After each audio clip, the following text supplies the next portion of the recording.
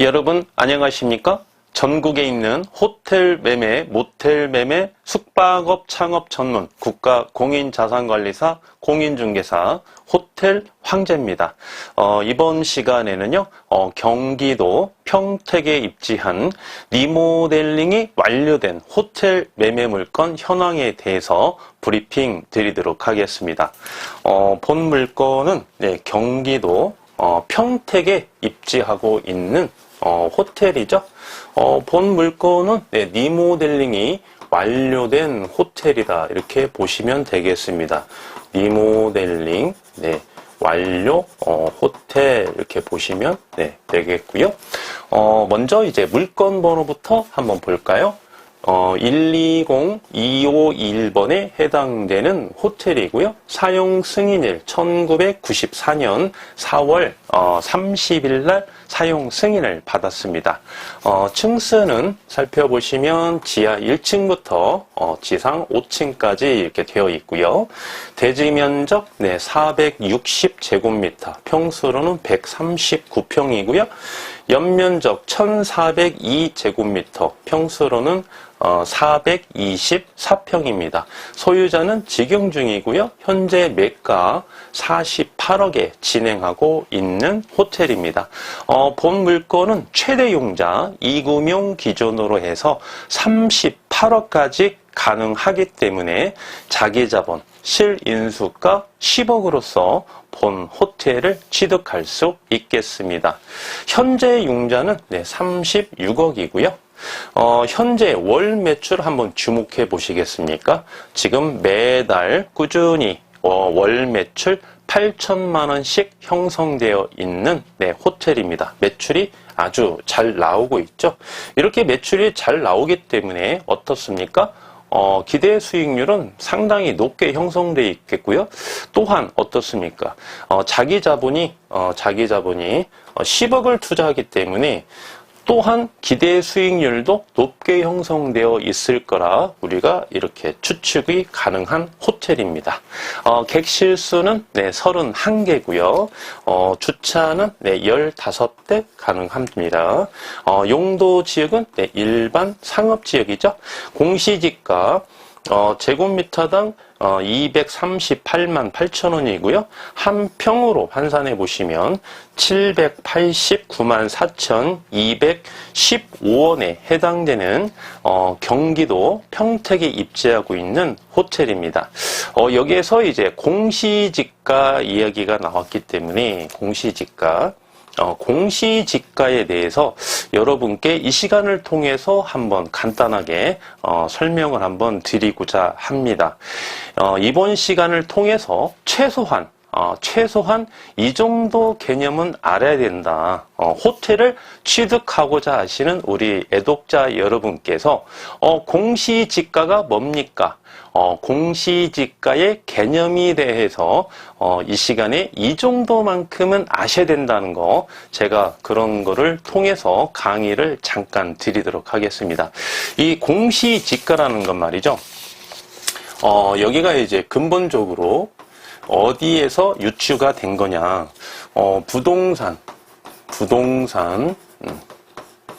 부동산 가격 공시제도라는 게 있습니다. 부동산 가격 공시제도. 이 제도를 통해서 우리가 이제 공시지가를 매년 이렇게 발표를 하죠.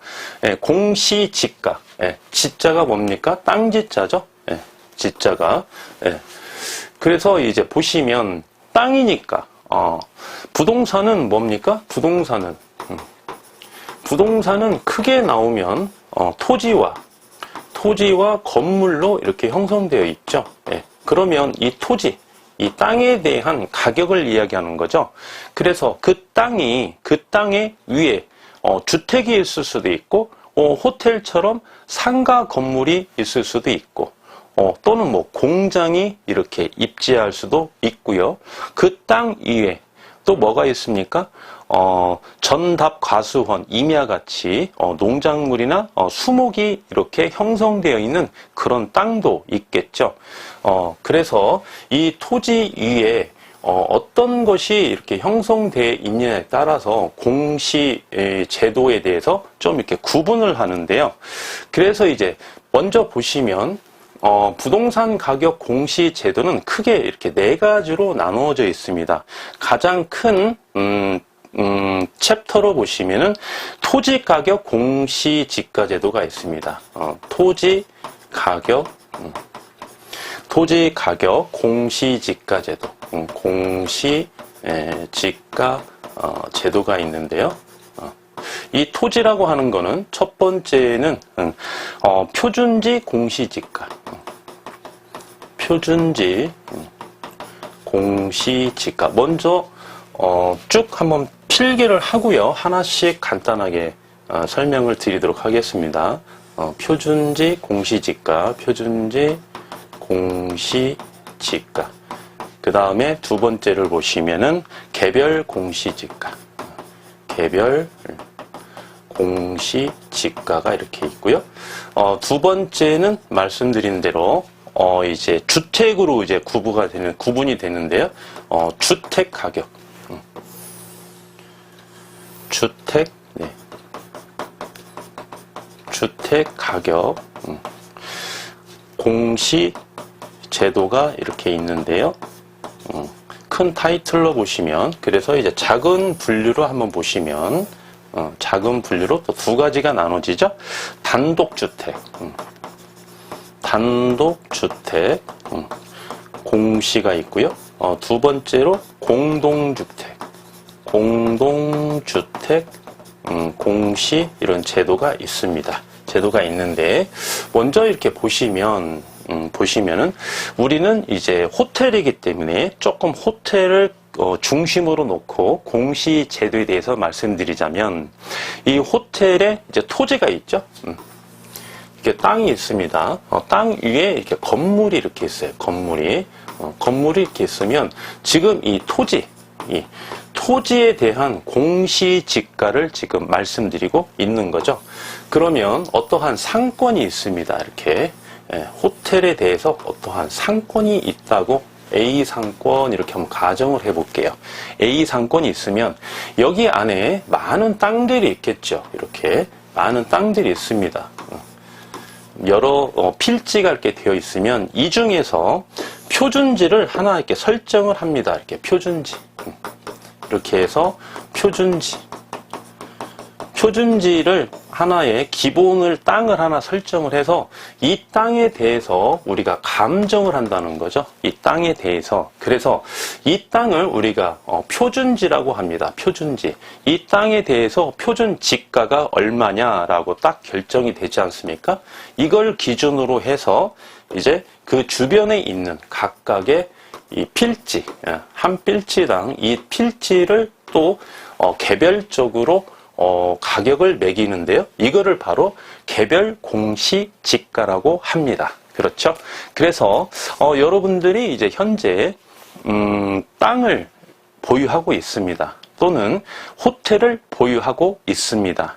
그러면 이제 사이트에 들어가서 우리가 공시지가를 딱 보시면 열람이 가능하시죠? 열람이 제곱미터당 얼마 이렇게 열람이 가능하는데, 그거를 우리가 한 평으로 환산하면 올해 한 평당 공시지가가 얼마다 이렇게 우리가 확인을 할 수 있는데, 그 절차가 바로 표준지를 먼저 가격을 설정을 하고요, 감정을 하고, 그 다음에 개별에 대한 땅에 대해서 가격을 우리가 감정을 한 다음에 개별 공시지가를 이렇게 발표한다, 이렇게 말씀드릴 수 있겠습니다.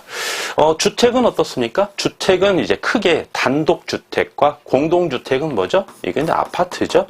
쉽게 얘기해서 아파트 또는 뭐 빌라, 다세대 주택, 이런 거를 이제 공동주택이라고 하는데요. 그런 거를 이제 구분을 해서 주택 가격이 얼마다 이렇게 매년 이렇게 발표를 하고 있습니다.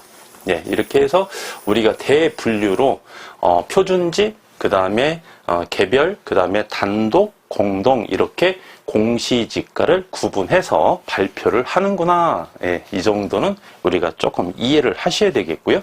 그러면 어떤 절차에 의해서 어떤 절차에 의해서 우리가 발표를 하느냐 이렇게 보시면 시군구에 보시면은요. 시군구에 보시면 부동산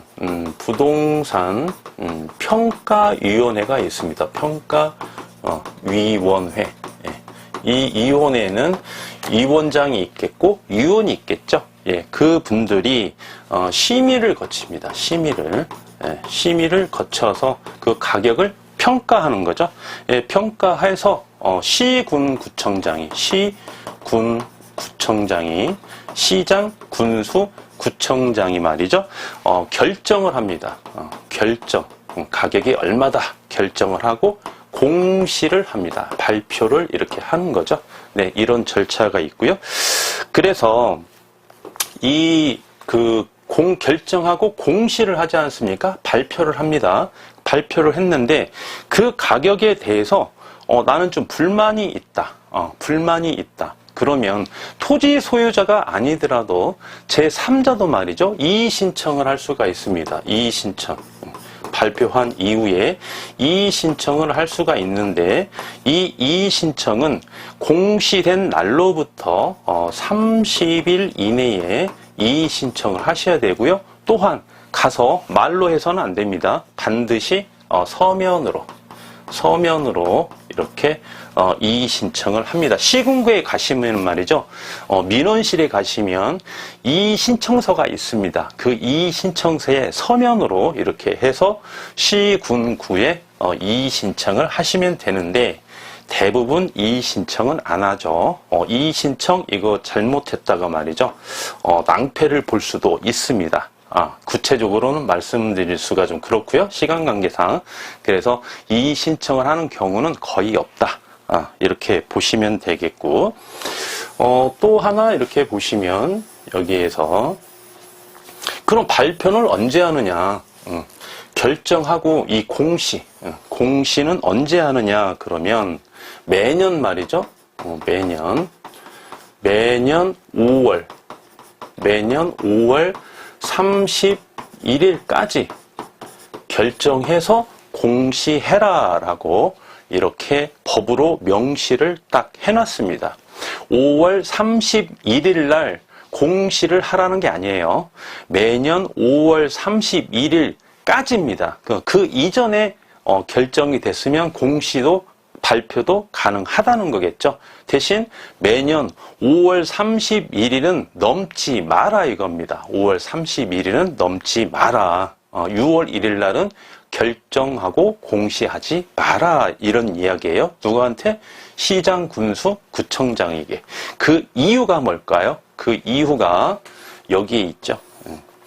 오늘이 5월 31일입니다. 31일. 그 다음에 이제 6월 1일이죠. 6월 1일. 우리가 매년 재산세를 납부하죠. 재산세를 납부했을 때 5월 31일, 이제 만약에 소유권 이전 등기를 하시죠. 등기 기준입니다. 소유권 이전 등기, 잔금 기준이 아니에요. 6월 1일까지 우리가 소유권을 보유한 자가 그 해에 재산세를 납부하게 되어 있습니다. 만약에 여러분께서 호텔을 취득을 하셨는데 등기 신청일입니다. 등기 신청일을 6월 1일 날 했으면 어떻다? 6월 1일 날 했으면 6월 1일 날 했으면 당해년도 재산세를 납부해야 돼요. 재산세를. 그렇기 때문에 어떻습니까? 5월 우리가 당해년도에 재산세를 납부하지 않으려면 잔금을 6월 2일 날 해야 되겠죠. 6월 2일 날. 예. 무슨 말씀인지 이해가 가시죠? 그래서 매해 당해년도에 재산세 납부 의무자는 6월 1일까지 기준으로 합니다. 6월 1일까지.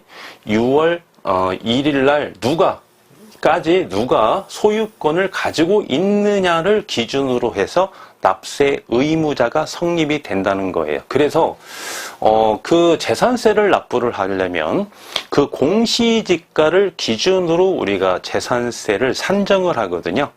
그래서 그 당해년도에 재산세에 대한 기준이 바로 공시지가이기 때문에 공시지가는 매년 5월 31일까지 결정하고 공시해라, 이렇게 명문화가 되어 있는 것입니다.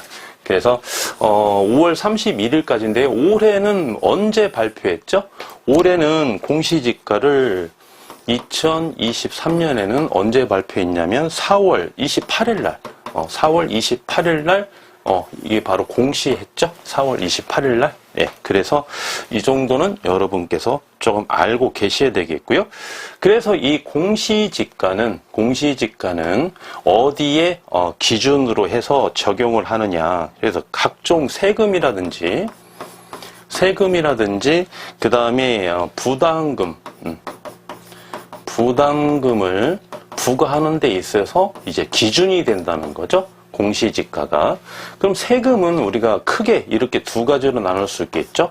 국세와 두 번째 지방세, 이렇게 나눌 수가 있는데요. 뭐 국세가 여러 가지가 있고 지방세도 여러 가지가 있는데 특히 이제 국세 같은 경우 양도세, 그죠? 양도세 대표적인 국세죠. 그 다음에 이제 증여세, 그다음에 상속세, 그 다음에 이제 종부세, 종합부동산세죠. 종부세에 납세하는 이제 참고 자료로 사용을 하고요. 지방세 같은 경우는 대표적으로 이제 취등록세,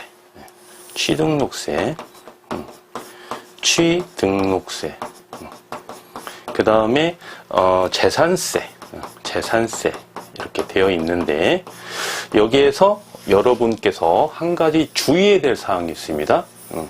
이거는 굉장히 중요하기 때문에 하나 말씀을 드릴게요. 이제 가끔 저희 이제 의뢰가 오는 경우가 있습니다. 특히나 이제 세금 문제 관련해서 오는 경우가 또 상당히 많이 있어요. 세금 어떻습니까? 일단 좀 머리가 아프죠? 머리가 아프기 때문에 어떻습니까? 세무사에게 우리가 거의 위임을 많이 하고 있는데요. 그래도 여러분께서 이 세금과 관련된 기본적인 상식에 약간의 지식은 가지고 계셔야 됩니다. 그래야만이 여러분께서 절세 효과를 누릴 수가 있는 거예요. 따라서 이 보시면 국세에도 보시면은 상속세, 이거 한번 볼까요? 증여세, 이 두 가지만 한번 보시면, 우리가 상속을 받았다, 증여를 받았다, 그러면 공시지가, 원칙적이 있고 예외가 있는데요. 공시지가를 기준으로 우리가 과세표준을 결정할까요? 아닙니다. 시세로 봅니다. 시세. 원칙은 시세로 따집니다.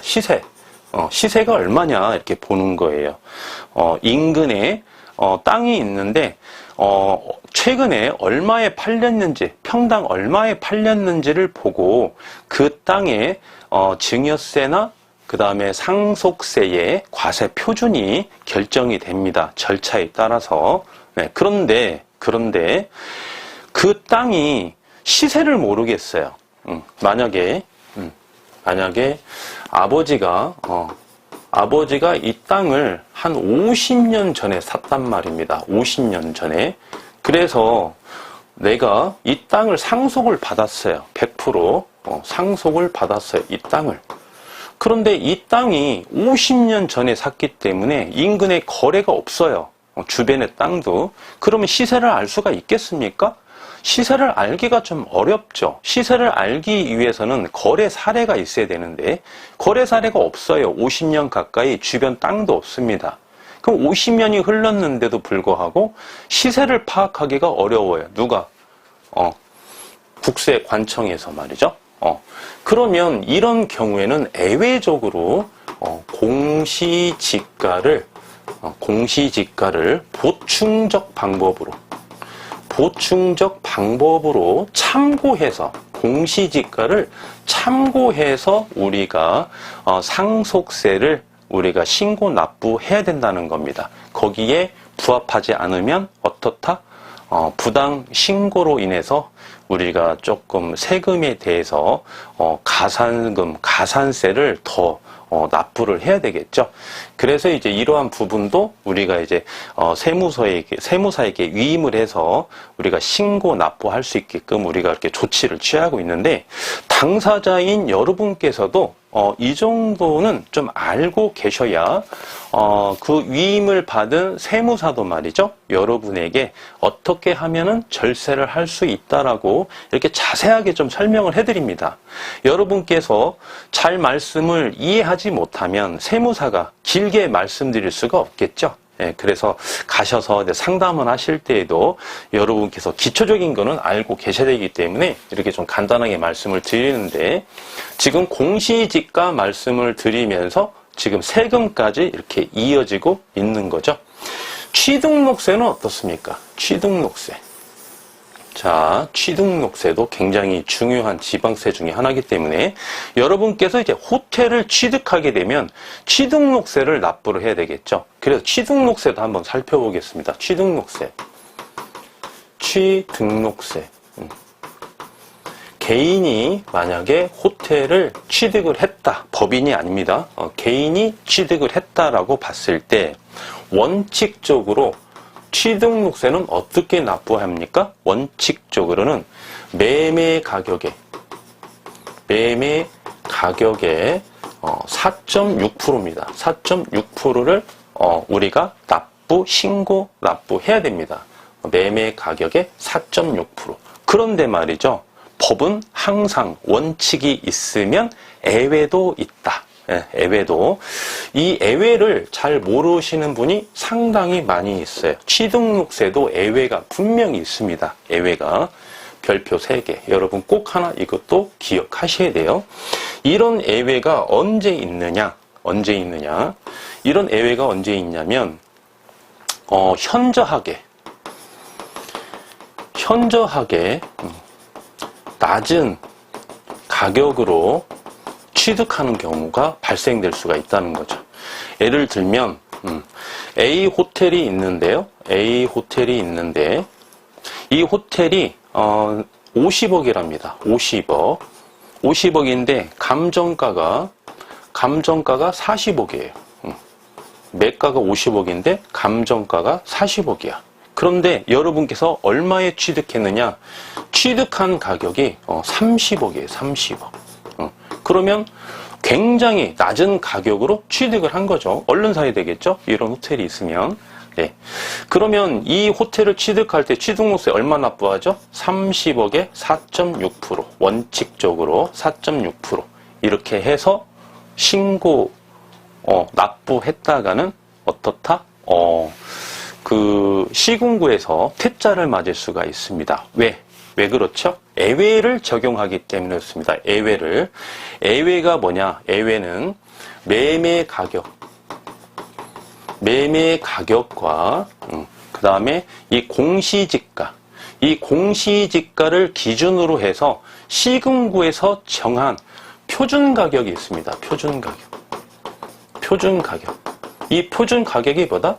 공시지가를 기준으로 해서 이렇게 정하는 가격이 있어요. 이 땅이 계략적으로 얼마다, 이렇게 표준 가격이 있습니다.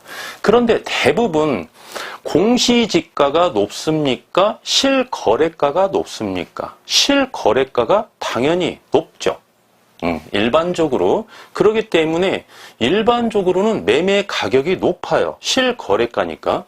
매매 가격이 높기 때문에 원칙적으로 매매 가격의 4.6%를 취등록세로 납부를 하는데, 우리가 어떻다? 특히나 세금 관련 문제는 세무관청에서 결정을 하죠. 세무관청. 국세는, 지방세는 시군구에서 이렇게 관할을 하고 있는데요. 세금과 관련된 거는 말이죠.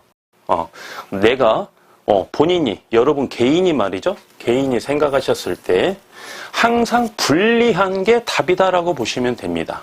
국가가 뭐 보통입니까? 네.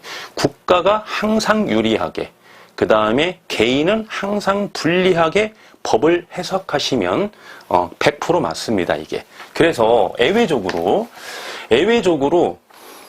A 호텔을 산 갑이 말이죠. 갑이 보니까 매매 가격은 이 경우에 이게 이제 원칙인데 30억이고 표준 가격에 보니까 35억이에요. 35억. 그러면 취등록세를 얼마 납부해야 된다? 30억 곱하기 4.6%가 아니라 35억 곱하기 4.6%를 적용해야 된다는 거예요. 35%가 35억이 과세 표준이라는 겁니다. 실제 이런 사례가 저도 있었습니다. 매도인이 굉장히 급한 부득이한 사정이 있어서 말이죠. 굉장히 시장에 싸게 나왔어요. 매물이. 그래서 이제 그 호텔을 저희 이제 고객님께 브리핑 드리고 이제 취득을 해서 매매 계약을 이제 작성을 했는데, 작성을 하고 나서 우리 이제 잔금일날 취등록세 납부하지 않습니까? 네, 그래서 굉장히 싸게 취득을 했기 때문에 제가 이제 법무사에게 미리 이야기를 했습니다. 확인을 한번 해보셔라. 사전에 다 확인을 해보거든요. 그래서 매매 가격과 그 시군구에 해당 시군구에 관할 그 담당자에게 표준 가격을 확인을 해보셔가지고 분명히 표준 가격이 높게 나올 거다. 그래서 표준 가격 곱하기 4.6%를 저희 고객이 납부를 해야 될 것 같다. 반드시 확인해 보시라라고 제가 법무사에게 이야기한 적이 있습니다. 그래서 아니나 다를까 실제로 이런 사례가 있어서 저희 고객이 한 5억, 이 기준으로 한다면 5억 정도 더 4.6%를 더 납부를 했다는 거죠. 그래서 우리가 세금은 우리가 피해갈 수가 없다. 네, 이렇게 다시 한번 말씀드리겠습니다. 그래서 공시지가는 이렇게 다양한 용도로 우리가 이렇게 활용을 하고 있고요. 그러면 결론. 지금 우리가 그 현 정부에서 말이죠. 작년에 발표를 했죠. 공시지가를 2, 3년 전 가격으로 낮춰놓겠다. 왜 그렇습니까? 재산세, 그 다음에 종부세 부담이 커졌기 때문에 조금 더 깊이 있게 구체적으로 말씀드리면 종부세의 부담이 커졌기 때문에 조금 공시지가를 낮추겠다라고 작년에 발표를 했죠. 그래서 실질적으로 올해 보시면 2003년도 4월 28일 날 결정해서 공시를 한 가격을 보면 말이죠. 여러분께서도 한번 확인해 보세요. 공시지가가 하락한 그런 호텔도 있습니다. 그런 호텔도 공시지가가 하락한 호텔이 있어요. 그러면 공시지가가 하락했을 때 어떠한 현상이 일어나느냐까지 우리가 한번 살펴보겠습니다. 공시지가가 하락했어요. 전년도 대비 하락했다면 어떠한 장단점이 있는지 한번 보겠습니다. 장점은 뭐죠? 장점이 뭡니까? 그렇죠. 세 부담이 완화가 됐죠. 세 부담이 완화가 됐습니다. 아까 방금 말씀드렸죠. 재산세, 그렇죠. 대표적으로 종부세, 세 부담이 완화가 됐습니다. 그럼 단점이 뭘까요? 단점. 공시지가가 하락했으니까 세 부담이 낮아진 거는 좋지만 단점이 뭘까요? 단점이 감정가도 동반 하락하겠죠. 감정가도 동반 하락합니다. 감정가가 하락한다는 것은 어떻습니까?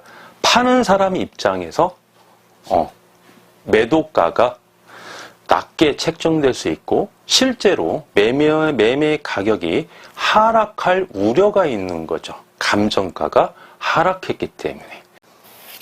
그렇다면 반대로 말이죠. 공시지가가 상승했을 때 한번 보겠습니다. 공시지가가 상승했습니다. 그러면 이제 반대로 보시면 되겠죠. 어떠한 장점이 있습니까? 장점은 바로 그렇죠. 감정가가 상승하겠죠. 지가가 상승했으니까 물론 이제 1년 동안 지난 건물에 대한 감가상각비도 있겠지만 일단은 토지 가격이 상승했기 때문에 감정가가 상승할 수밖에 없는 거죠. 그러면 어떻다? 매매 가격을 우리가 높게 호가로 우리가 부를 수 있기 때문에 내가 원하는 가격에 근사하게 매도를 할 수가 있다는 거죠. 감정가가 상승했으니까. 그럼 단점은 뭡니까? 단점은 그렇죠. 반대로 보는 거니까 세액 부담이 이제 커지겠죠.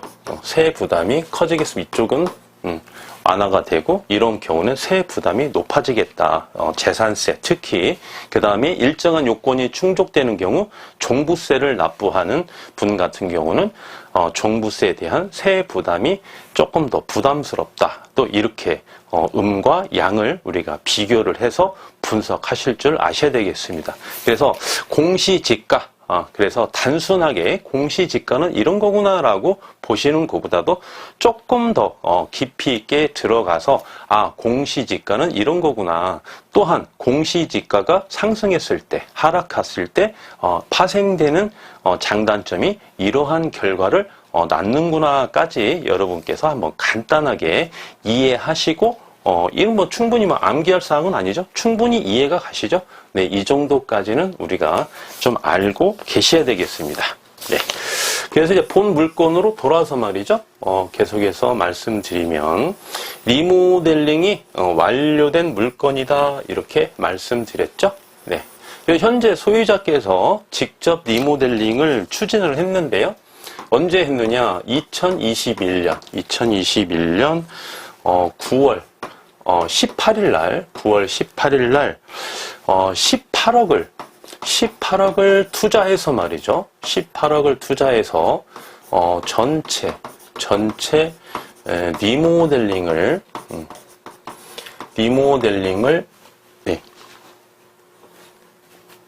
네. 18억을 투자해서 전체 리모델링을 완료 후에 재오픈했습니다. 재오픈해서 현재까지 직영으로서 운영하고 있죠. 네. 그래서 이제 보시면은 월 매출이 이렇게 8천만 원씩 꾸준히 형성되어 있는데요. 해당 호텔 같은 경우는 출장 고객도 많이 오시는 상권입니다. 출장 비즈니스 고객이 많이 오시는 상권이고요. 그리고 이제 조식을 제공하고 있습니다.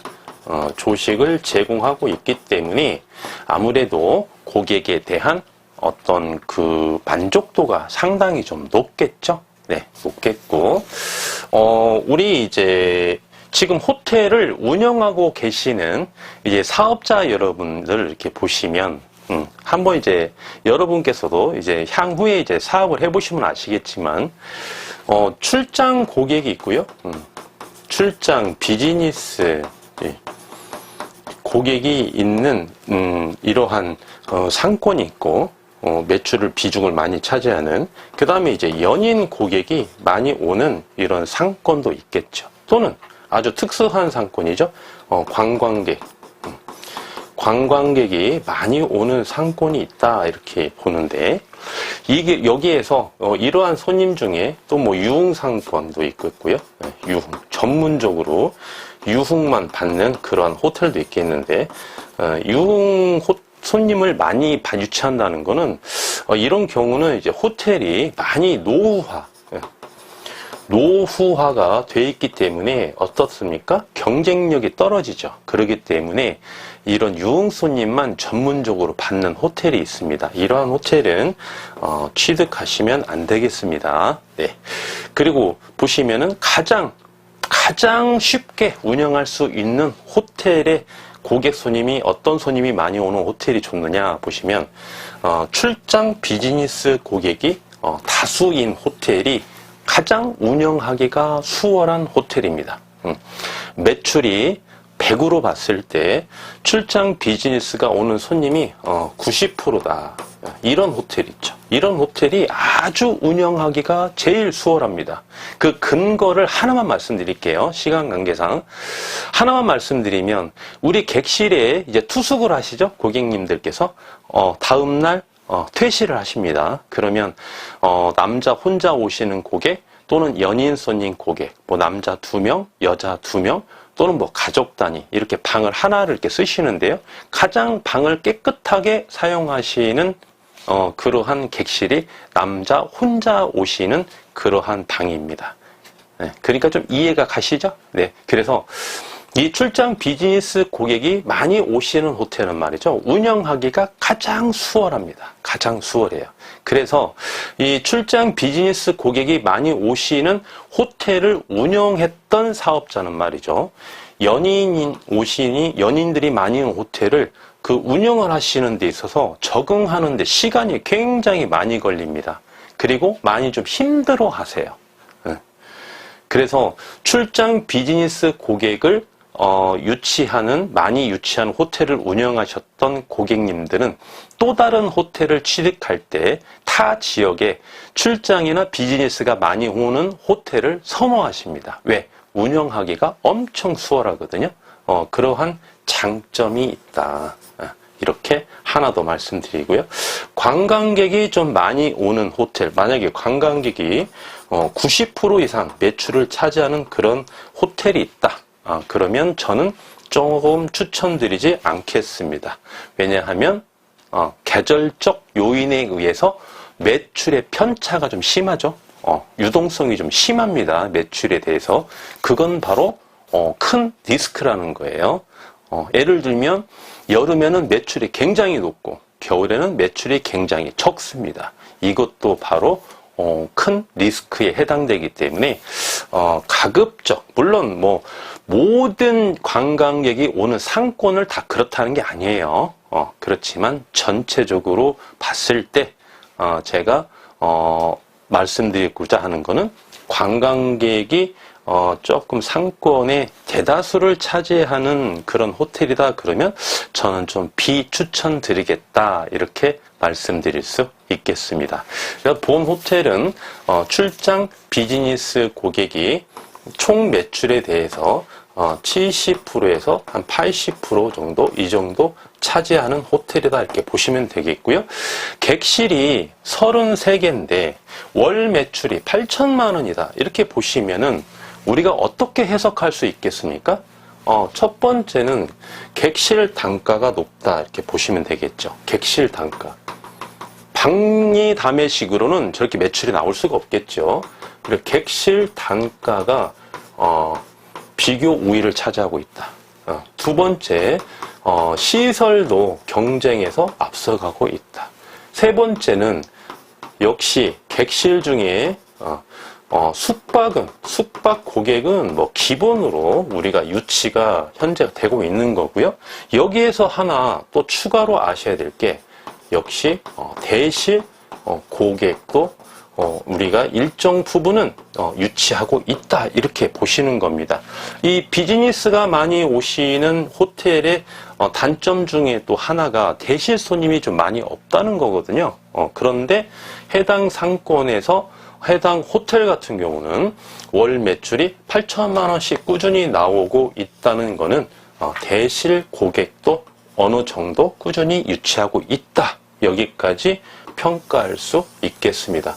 네, 그럼 마지막으로 이자 지급액과 기대 수익률 한번 살펴볼까요?